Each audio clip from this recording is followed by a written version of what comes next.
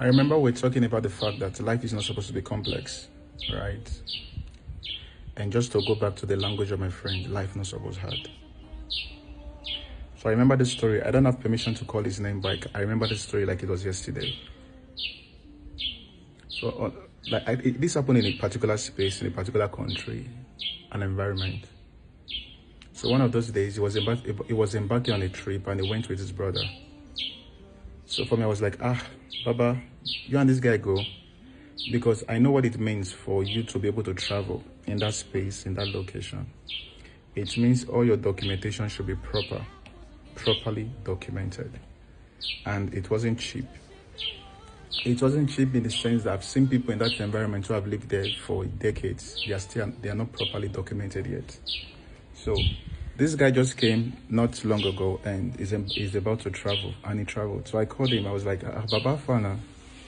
And there's something just said. I think anytime I remember the life not supposed hard, I remember him. And he said life not supposed hard. What is he trying to say? God positioned people in our lives, in certain seasons of our life, to make life easy and for the burden to be light. What do God do? God knows that there will be a day you don't have food, but that day your friend have much. In other words, He has gone ahead of you to provide a cushion so you don't feel the effect of life in its fierceness. So yes, there is famine, but God knows that there will be a season in Egypt whereby there will be provision. Why? He knows that if the famine affects everywhere in the world, nobody will survive. So God always provides a means of escape.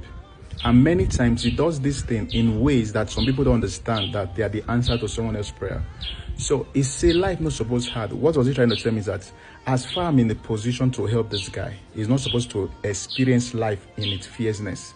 He's not supposed to see the harshness when God has put me in place to help him.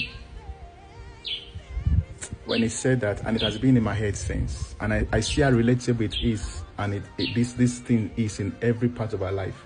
I know many cars I've entered that is not mine, right? I've entered some very good cars, very amazing machines that is not mine.